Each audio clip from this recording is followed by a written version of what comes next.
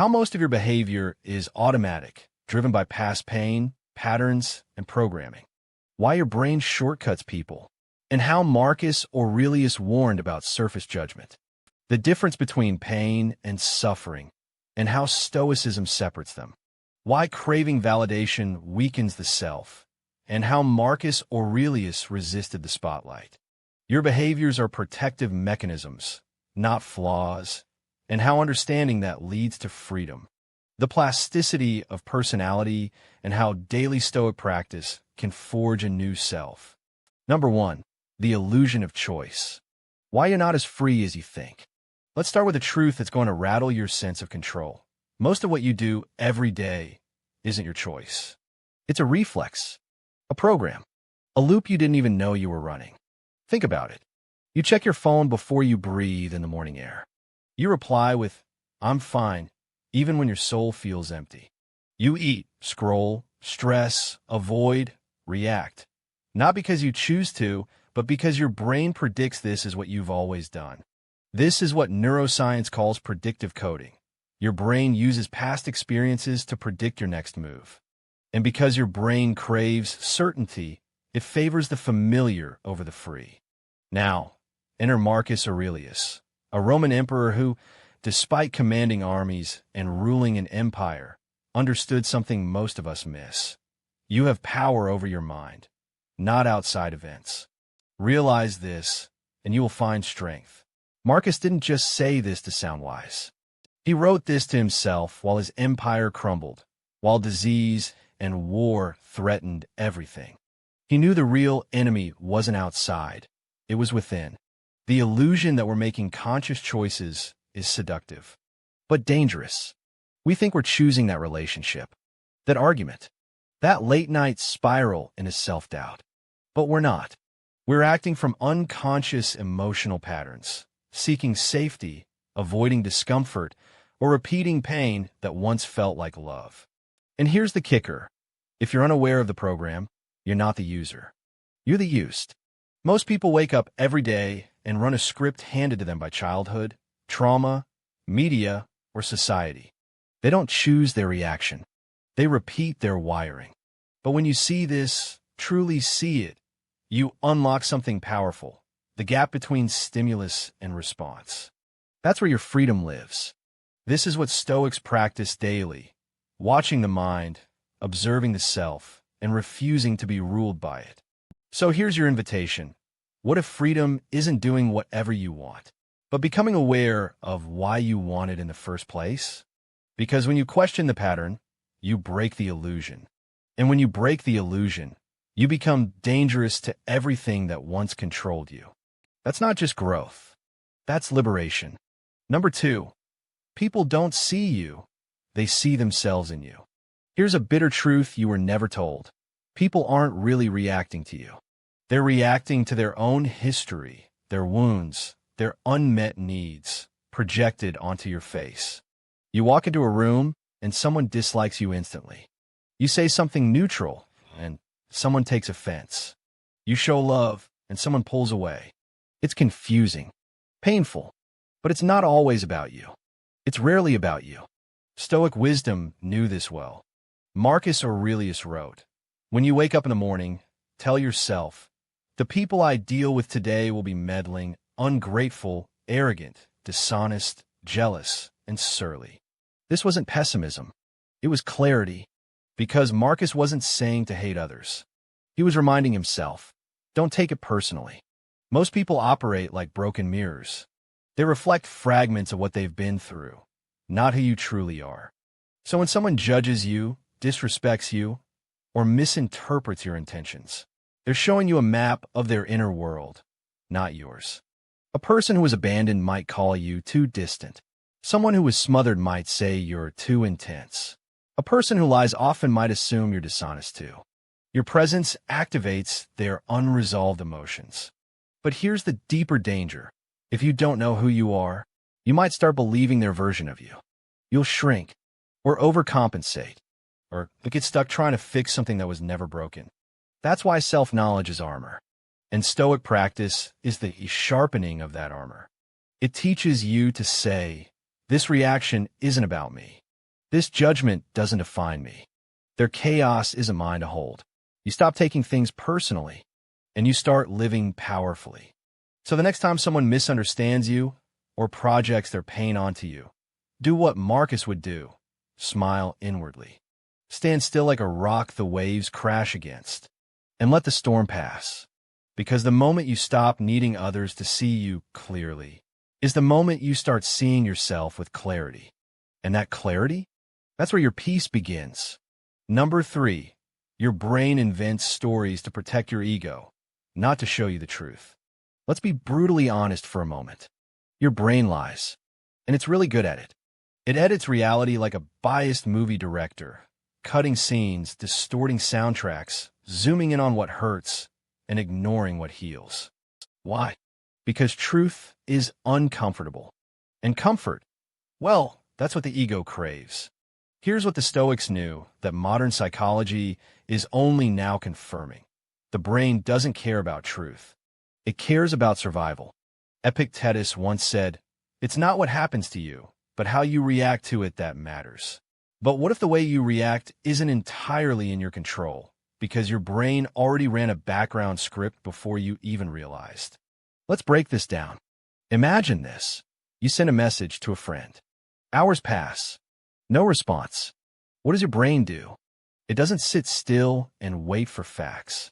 No, it crafts a story. She's ignoring me. Maybe I said something wrong. I'm not important to her anymore.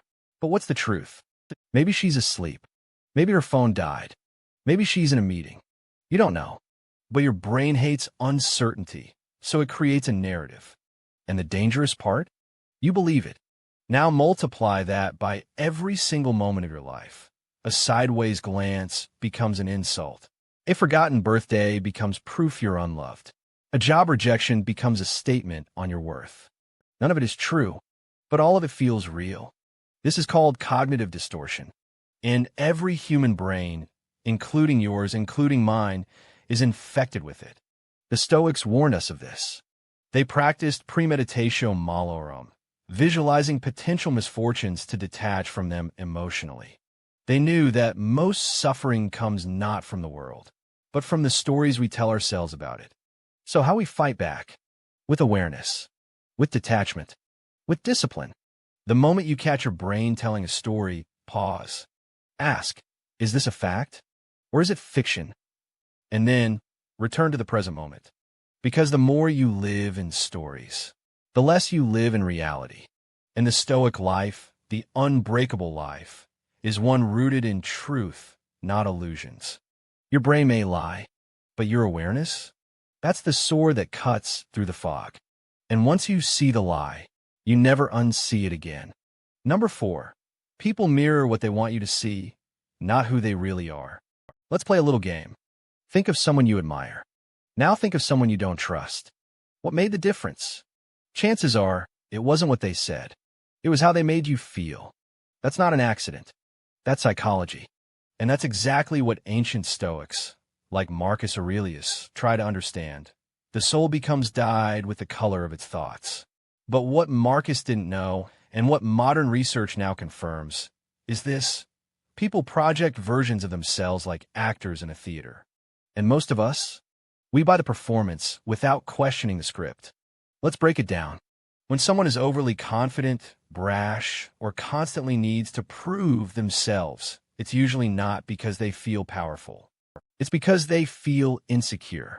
When someone is overly nice, agreeable, always smiling, it's often not pure kindness.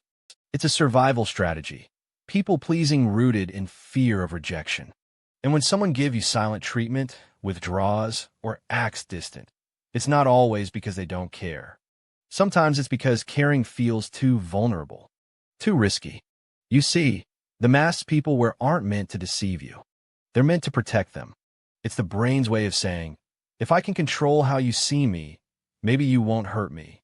But here's where the real danger lies. If you only react to the mask, you miss the real person underneath. You respond to the performance, not the pain. You judge the armor, not the wound it's hiding. And suddenly, you live in a world of illusions, reacting to ghosts instead of people. This is why understanding human behavior is a superpower. Not to manipulate, not to dominate, but to navigate life with clarity, compassion, and strength. The Stoics believed in this deeply. Marcus Aurelius wrote in his Meditations, "When you wake up in the morning, tell yourself, the people I deal with today will be meddling, ungrateful, arrogant, dishonest, jealous, and surly." Not because he hated people, but because he understood them. And when you understand people, you stop taking things personally. You stop overreacting. You start responding intentionally instead of emotionally. So next time someone offends you, confuses you, or lets you down, ask yourself, what might they be afraid of? What are they trying to protect? What's the real story beneath the mask? This isn't weakness. This is emotional mastery. And this level of awareness, it frees you because you stop being a puppet to other people's behavior and you become a student of it. When you can see beyond the surface, people lose their power to manipulate you, and you gain the power to choose your peace. That's not just psychology. That's Stoic wisdom in action. Number 5, the brain's lazy default. Why you believe lies without proof. Let me ask you something honest. Have you ever known something wasn't true, but still felt it might be? Like you knew you were good enough, but felt like a fraud anyway? Or you knew they didn't mean to hurt you, but still took it personally? Welcome to the hidden flaw in your brain, and it's called cognitive ease. See, your brain doesn't like to work hard. It prefers shortcuts, patterns, familiarity. And so, it tends to believe what feels easy, not what's necessarily true. Here's what that looks like in real life. If you hear something repeated often enough, your brain starts to believe it, even if it's false. If an idea is framed in a way that's emotionally pleasing, your brain is more likely to accept it without critical thinking. And if a belief keeps you safe from emotional discomfort, your brain will hold on to it, even if it sabotages you. This is why limiting beliefs feel so real. Not because they're true, but because they've been rehearsed so many times. I'm not good at relationships. People always leave. I'm too old to change. I'm not smart enough. You didn't choose these beliefs. You absorbed them from your childhood, from your environment, from the stories people told you, and the ones you told yourself. And now, they live in your subconscious, running on autopilot, like background apps draining your battery. Marcus Aurelius, the Roman emperor and Stoic philosopher, once said, "The soul becomes dyed with the color of its thoughts." Translation: you become what you repeatedly think, even if those thoughts are lies. And here's the kicker. The more emotional a thought is, the more deeply it embeds. That's why shame, fear, and guilt are so sticky. They bypass logic. They hijack your nervous system, and they tattoo themselves into your identity. This is why just think positive never works.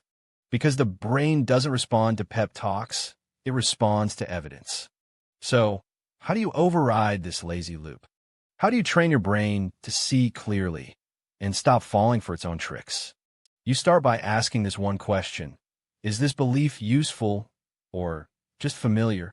Because most of the thoughts that hold you back aren't true. They're just comfortable. But comfort never built empires. Comfort never wrote history. Comfort never made you proud of yourself. You weren't meant to live in the prison of past programming. You were meant to reprogram it. Intentionally, deliberately, repeatedly, just like a Stoic would. This is what it means to be truly free, not just physically, not just financially, but mentally. To look at your own thoughts and say, this is not me. This is conditioning, and I get to choose again. Your brain might lie, but you don't have to believe it. You can unlearn. You can rewire. You can rise. That's the truth your mind didn't want you to know. Number 6, emotional contagion. How you feel what others don't say. Ever walked into a room after an argument and felt the tension in the air, even though no one said a word? That's not magic. That's not paranoia. And it's one of the most powerful, underrated forces influencing your behavior every single day. From a Stoic perspective, this is dangerous. Because if your emotions aren't fully your own, how can you truly live with intention? Let's break it down Emotional contagion is the subconscious absorption of another person's emotions. Without realizing it, your mirror neurons copy emotional states you see in others. Your friend vents about stress, and suddenly you feel overwhelmed, too. A stranger sighs near you, and you feel your energy drop. Someone laughs in a group, and even if you don't know the joke, you find yourself smiling. It's subtle, it's rapid, and it shapes your mood more than you think. Now here's where it gets tricky. Not all emotions you catch are helpful. You can absorb cynicism, fear, bitterness, anger, and mistake it as your own truth.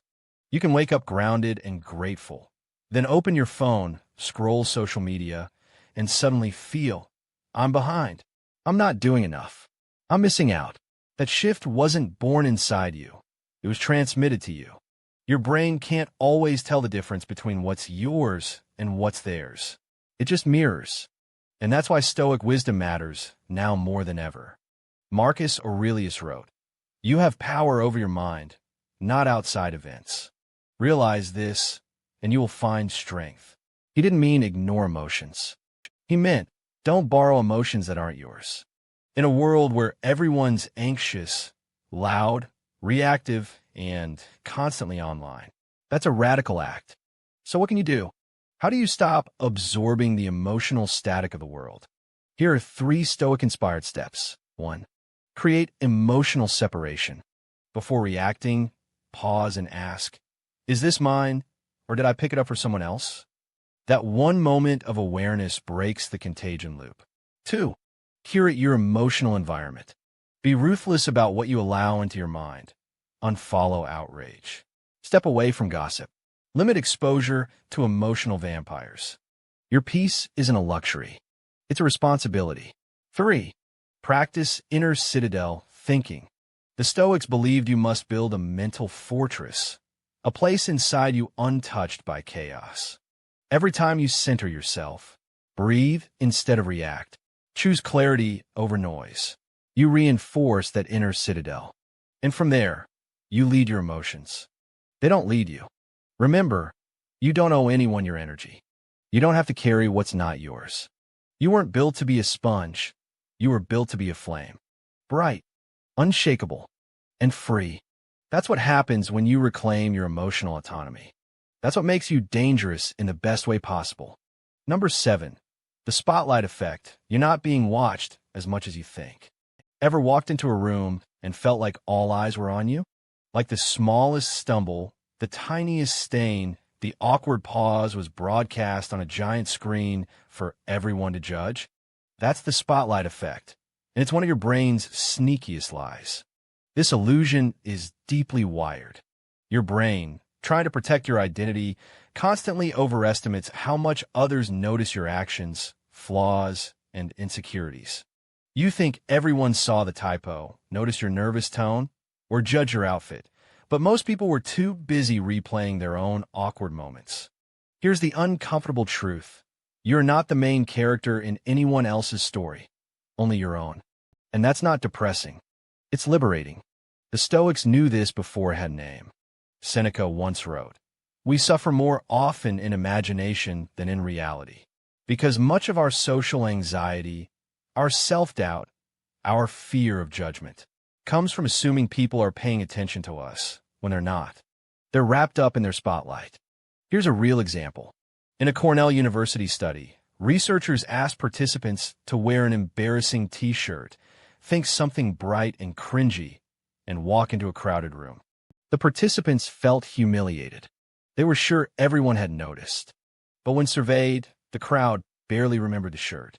Why? Because no one was watching that closely. They were caught in their own mental mirrors.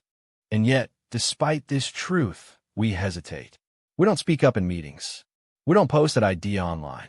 We don't take that first step. Why? Because we're afraid of what people will think. But people are just as worried about what you think. It's an invisible loop of self-censorship, fueled by fiction. Here's how you break free from the spotlight effect, Stoic style. 1. Shift your focus outward.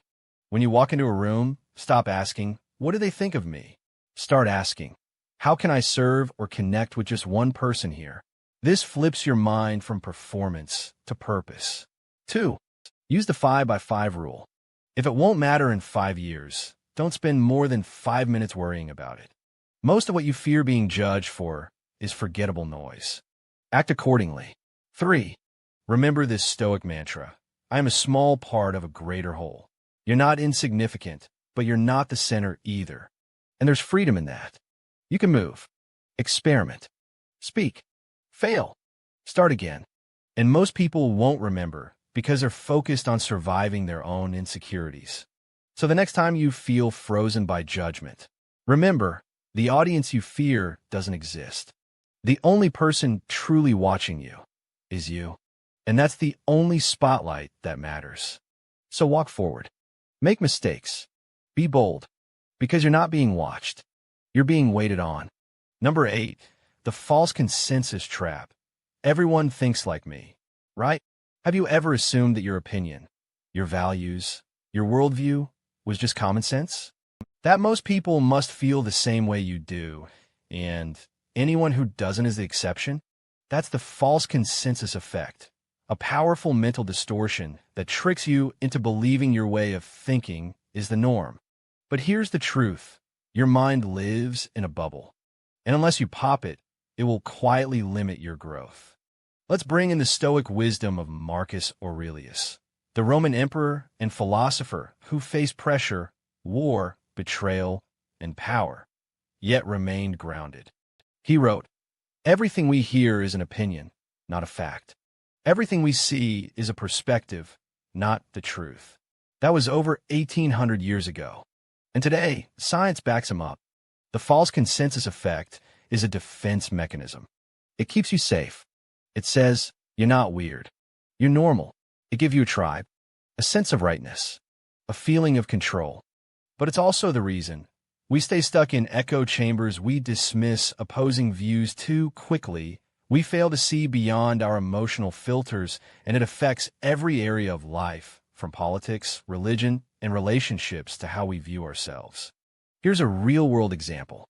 In one study, researchers asked participants whether they would wear a controversial t-shirt in public. Some agreed, others refused. Then they asked each participant, how many people like you would make the same choice? No matter what they chose, each person overestimated how many others agreed with them. It wasn't arrogance. It was instinct. Your brain naturally assumes others see the world like you do until proven otherwise. But here's where the Stoic shift happens. Marcus Aurelius urged, you always own the option of having no opinion. He believed true clarity came from recognizing the limits of your perspective and choosing humility over certainty. So how do you dismantle the false consensus trap? 1. Get uncomfortable, intentionally. Follow people who challenge your view. Don't argue, just observe. The more you expose your brain to nuance, the less it clings to black and white thinking. 2. Ask better questions. Instead of why don't they get it, try, what do they see that I might be missing? That's not weakness, it's strength. 3. Pause before judgment. Your gut reaction is shaped by years of bias, culture, and conditioning. A Stoic mind slows down and investigates before concluding. Remember, your mind doesn't show you reality. It shows you your version of it. And that version might be wildly different from the person next to you. When you accept that, you gain a new superpower, the ability to see without ego, to listen without needing to win, to grow without needing to be right. Because the truth is, most people aren't thinking like you. And that's not a threat. It's an invitation to learn, evolve, and lead with deeper wisdom. Number 9, the spotlight illusion. Everyone's watching me, but they're not. You walk into a room, and suddenly, you feel eyes on you. Your heart speeds up. Your brain whispers. They're judging you. They notice your mistake, your shirt, your stutter. That's the spotlight effect. A psychological bias where you overestimate how much others notice and care about your appearance, actions, and mistakes. But here's the shocking truth. Most people aren't thinking about you at all. They're too busy thinking about themselves. Just like you are. This idea goes straight to the heart of Stoic wisdom, especially the teachings of Epictetus, a slave-turned-philosopher whose mind was freer than most kings. He taught, it's not what happens to you, but how you react to it that matters. And when it comes to the spotlight effect, your reaction is everything. Let's look at the science. In a famous experiment, college students were asked to wear a ridiculous t-shirt, think a huge, embarrassing face, into a crowded room. Afterward, they were asked, how many people noticed your shirt? They guessed around 50. The real number? Less than 25. And here's the kicker. Even when people did notice, they didn't care. You might be living under a spotlight that doesn't actually exist. Your mistakes feel huge. Your flaws feel obvious. Your awkward moments feel like they're on display. But the audience you imagine? They're not even watching. Because they're under their own spotlight, too. Let's bring it back to the Stoics. Epictetus believed that peace comes when you stop outsourcing your self-worth. He said, if you want to improve, be content to be thought foolish and stupid. Not because you are foolish, but because freedom comes when you no longer need to control how others see you. Here's how to dissolve the spotlight effect in real life. 1. Shift from performance to presence. Instead of performing for imaginary spectators, focus on being present with yourself, your breath, your body, your values. 2. Normalize imperfection. When you trip on your words, when you forget someone's name, when your shirt has a stain, own it. Laugh at it, because the moment you stop hiding, the fear loses its power. 3. Remember, everyone else is too busy worrying about their own spotlight. That's the secret no one tells you. And ironically, the more at peace you are with being unnoticed, the more magnetic you become. Here's the truth. No one is thinking about you as much as you think they are. And that's a gift, because it means you can take risks, make mistakes, learn in public, be human, be free, as Epictetus would remind us. What matters is not what others think of you. What matters is what you think of yourself when you're alone with your thoughts. And when you release the imaginary spotlight, you don't disappear. You shine on your own terms. Number 10. We are predictably irrational, but that's the key to growth. Have you ever made a decision and then thought, why did I just do that? You knew better. You had the facts. And yet, you still clicked the link, sent the text, ate the cake, skipped the workout. That's not weakness. That's your brain. More specifically, that's the irrational part of your behavior that runs on emotion, habit, and subconscious bias, not logic. And yet, it's entirely predictable. Welcome to the paradox. Human beings are predictably irrational. And when you understand that, you gain power over it. One of the most powerful voices in this conversation is Ryan Holiday, a modern American Stoic who's brought ancient wisdom into the digital age. He echoes what philosophers like Marcus Aurelius believed. The impediment to action advances action. What stands in the way becomes the way. In other words, our irrationality is not a flaw. It's a path. Let's look at a real-world example. In a study on pricing psychology, participants were given 2 options: a small popcorn, 3, a large popcorn. 7, most people chose the small. But then researchers added a third option, medium popcorn. 6.50 suddenly, the large popcorn became the most popular choice.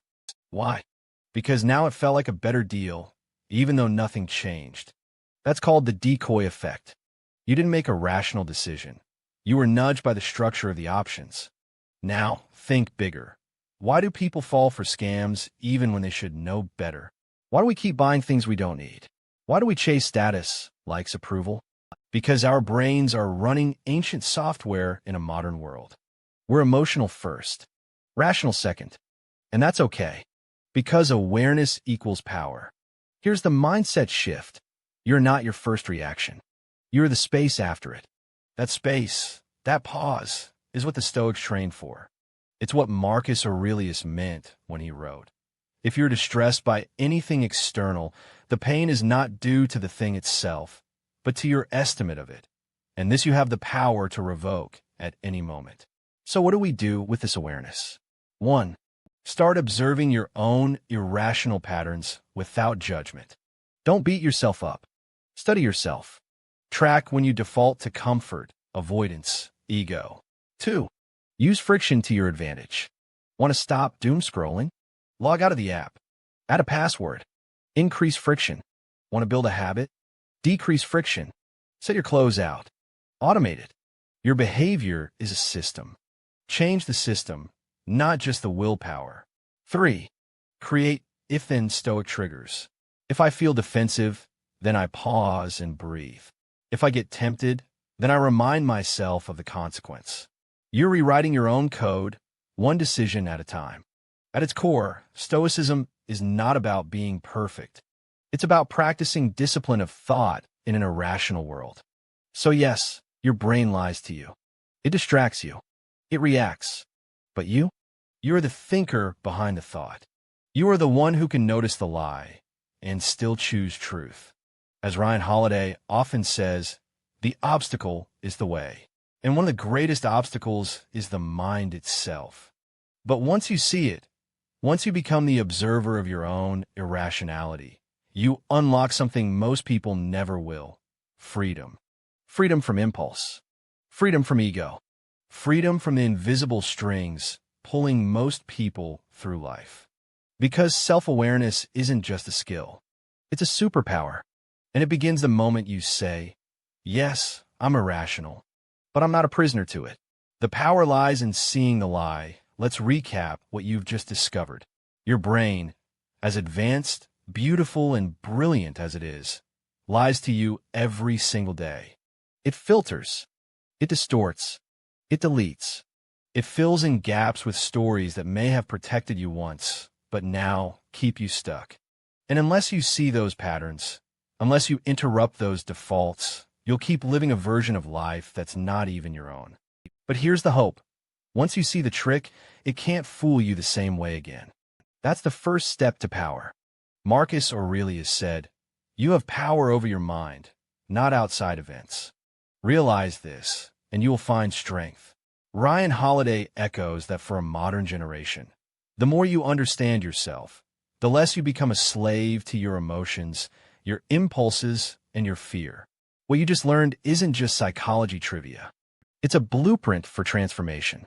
You've uncovered how your brain uses cognitive biases to shortcut decisions, why self-sabotage isn't weakness. It's wiring, how to use Stoic wisdom to slow down reactions and regain control, practical frameworks to observe, interrupt, and reprogram your behavior now. The real question is, will you use this? Will you take this knowledge and apply it to the next moment you feel triggered? Tempted? Stuck? Because real wisdom, Stoic wisdom, isn't passive. It's practiced every single day. If this video gave you even one mental shift, one uncomfortable truth that woke you up, then share it. Someone else out there is struggling and doesn't know why. They don't know their brain is playing tricks on them. You could be the person who sets them free. So, like the video, subscribe for weekly truths that challenge the mind and elevate the soul. Comment below. Which psychological truth hit you the hardest? And remember, you are not your thoughts. You're the one who sees them. And that is where the freedom begins.